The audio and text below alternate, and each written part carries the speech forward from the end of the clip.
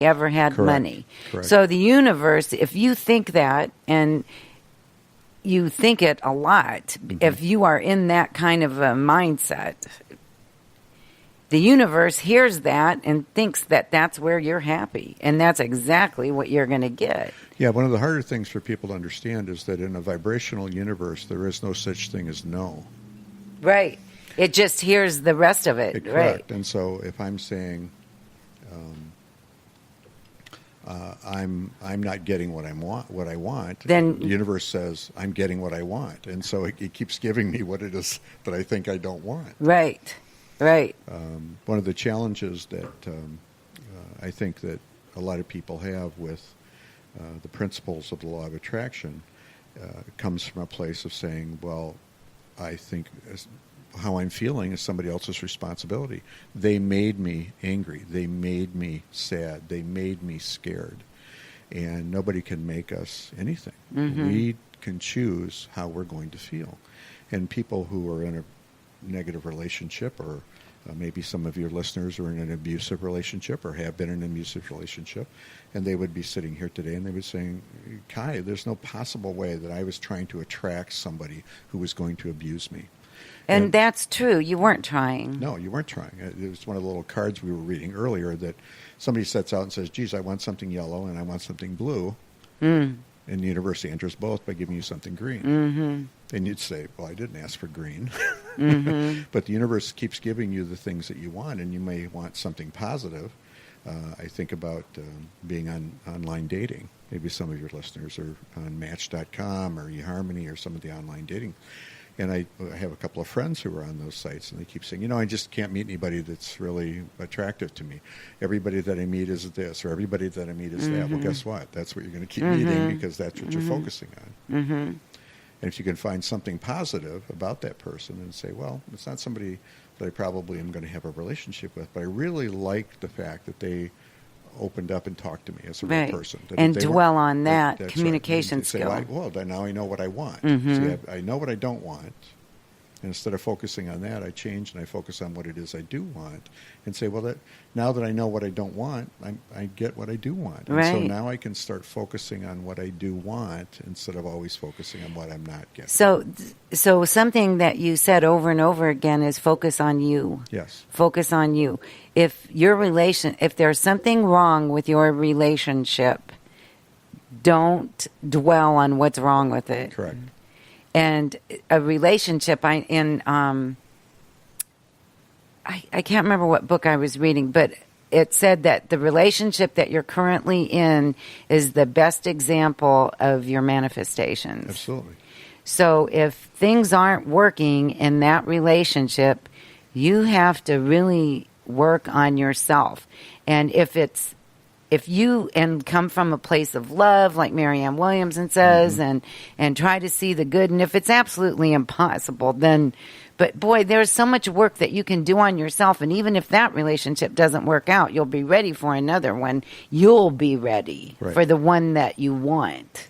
Well, there's a basic principle in the law of attraction, which is that there aren't any problems. It's simply a contrast. Right. That it's a contrast between what I want and what I don't want.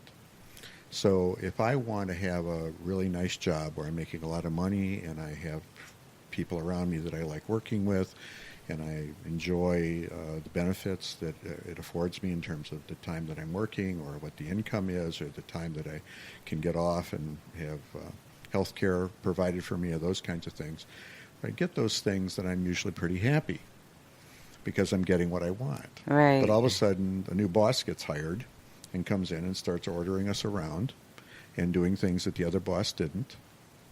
And now I say, well, geez, I don't like this. I don't like working here anymore. I don't know that I want to keep working here anymore. And we could say, well, the boss is the reason. Now the boss is pissing me off and the boss doesn't, or whatever the case might be. But in the universe of law of attraction, what we learn is that we are now confronting something that we don't want. We know what kind of boss we don't want, which then tells us what kind of boss we do want. And so now I can decide if I want to go find someplace else to work that'll have a boss like that. Mm-hmm. So when I hear people say, "Oh, my relationship's an issue, or my job's an issue, or my kids are a problem, or whatever the case might be," it's really simply recognizing that what you're finding is contrast between behavior that you want and the behavior that you don't want. And so you can choose to learn from that. I was in a relationship last year, and I stayed in the relationship even though I wasn't entirely happy in it, because I knew that I was getting a lot of contrast of what it was I didn't want. And I wanted to explore and find out if, in fact, I could get what I wanted out of that relationship, because now I had a better idea of what it was I did want. And ultimately, it didn't happen that way. And but it may have. Yeah. I mean, I certainly found what it was that I wanted and had a better and clearer idea of what it is I didn't want. And now I'm in a relationship that I'm very happy in because I'm getting what I want. Right. And knowing what you want was the lesson that you learned there. Exactly. So it's really true also to be very careful with your verbiage, not only your internal verbiage, but the things you're saying to somebody else. Correct. For example, in an abusive relationship, the one party might say to the other, "You're no good, you're stupid," and so that person's going to start believing that. It's almost like brainwashing, just like you were talking about before. Correct. So when you're raising children or in your relationship, you have to be really careful with your choice of words. Yes, I agree. And one of the challenges that we have, in fact, this is one of the things that the folks out there that are talking a lot about a law of attraction, primarily Abraham Hicks, one of the things that she talks about in terms of raising kids is that when the children come into a family, they're going to start learning from the family the way the family thinks they should be raised in order to survive in the world that they are a part of.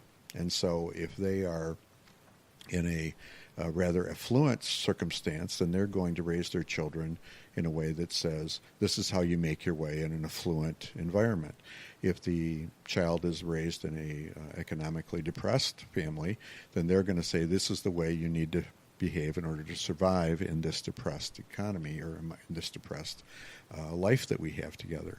And so it becomes part of the learning of us as we grow up about how to deal with the contrast, but the focus of the bubble that we're living in, or the family environment and the culture of the family that we're growing up in, that will help us to learn what we want and what we don't want. And a lot of times we decide what we want based upon what our family norms have been, or our religious upbringing has been, or what our private school taught us, or what we learned from the kid next door. and then there are the people that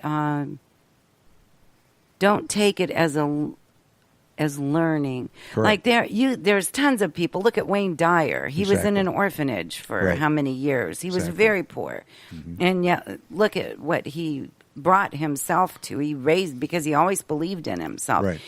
And yet another person in that same circumstance would have perpetuated that alcoholic father and having the children go to foster care. And why? What's the difference there? What makes one person seek difference and one person content to live in that? Well, I think one of the things that my sense about Dyer was that his early years, where he got bounced between different foster parents, helped him to see that there were different ways of living, that there were different ways that people had as defaults for the way that they were going to be living. And so he was in one house and this was the way to behave, and he went to someplace else and that was the way to behave. So he learned that there were different ways, as opposed to growing up in the same family where it's always the same way. And I remember a couple things that he talked about. One of the things that always resonated for me was a story he told about when he was in second grade. And he was in the hallway one day and he saw his teacher talking to the principal. And he overheard the teacher say that he was a scurvy elephant in her classroom.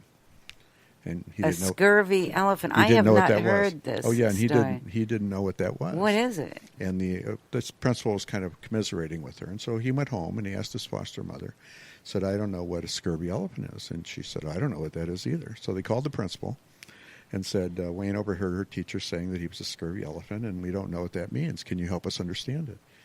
And the principal said, "Oh, well, that's Wayne. He gets everything wrong."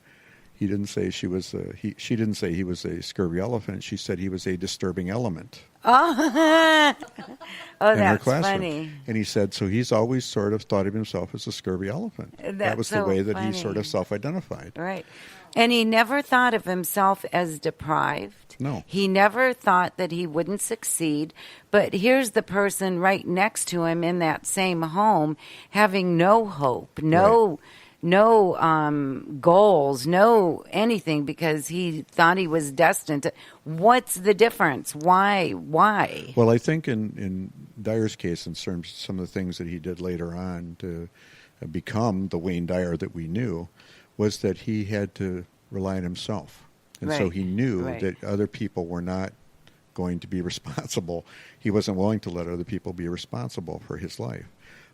When he wrote his first book, if you didn't know the story about that, The Erroneous Zones, the publisher said this is all they're going to make of the book. We have no money for publicity. And so he took all of and he couldn't get the books. Right. They wouldn't let him take the books. So he had to set up his garage as a bookstore. And ordered 2,000, right. We just read this last night took all the Monday books, night. Took all the books in and put them in the back of a station wagon. So he bought out the whole first edition. Exactly. So that was 4,000, I think, in print. And then, so they had to reprint a second edition, which was 2,000. He bought those. And he was distributing them to New York bookstores. And when then he started going on all these different radio stations, and he went across the country doing it then. Yep. And then the bookstores, when they'd run out, then they started buying. Pretty soon he was on the New York best-selling list. Yeah, it was kind of fun. He did it all himself. He talks about how they'd go to, he used an example of Columbus, Ohio. He'd go to Columbus, Ohio, and he'd call the radio stations there and say, hey, there's an author, his wife, he would call and say, I'm interested in coming and talking about my book. And they would say, well, okay, we're looking for people to talk. And like on your show here, we're looking for people to come and talk. And so he would go and talk. Well, meanwhile, his wife would start calling the bookstores asking and for saying, that hey, do you book? have that book? This guy's on the radio right now. I want to buy that book. And they didn't know what he was talking about. And so then they would kind of he'd show up at the bookstore and say, hey, I'm going to, and they, whoa, we started getting calls for you. I love that. He would buy the books. So he did it all himself. Yeah. He made him, because he always knew that was his vision. He always knew that that's what he was meant to be. Right. And I wish everybody had that knowing what you wanted to do with your life like he did, because what a blessing and a curse. Exactly. But he pulled all the goodness out of it. Right. But all the stuff that he had to go through to get to where he was, but he did it. And so many people are like that. I mean, look at Iyanla Van Zandt. Mm-hmm. She was horribly abused as a child. And now she helps people all over the world. Right. There's a story that Dyer told in one of his audios that I think kind of speaks to the whole law of attraction thing. Because a lot of people sort of have trouble with this vibrational thing because they're stuck. It's hard to understand. Yeah, they're stuck thinking that other things outside of them dictate how they feel. And he told the story, and it was really moving for me, that he was in Seattle on 9/11, when he was supposed to speak in Seattle on 9/11. And when he would go to a speaking engagement, he would never talk to anybody. He would never be around newspapers or radio or anything else. He would always focus on what he was going to talk about that night. And so he showed up at the theater ready to walk on stage and had no idea what had happened. And so he was about to walk on, and the guy who was backstage, ready to have him walk out, said, boy, it's really terrible what happened today in New York, wasn't it? He had no idea. And so here he's ready to do his whole presentation, not knowing what had happened. And all of a sudden, and so the guy says this to him, and welcome Wayne Dyer. And he walks out, and there's 3,000 people there. And he says, I was going to talk about such and such tonight. He said, but I think it's important for me to talk about this one piece about today. And of course, everybody's, sort of on edge and focused on that. And he says, most of you who are sitting here today, if not all of you, think that, this is a horrible, horrible thing that happened in New York, and so you're feeling really horrible about it.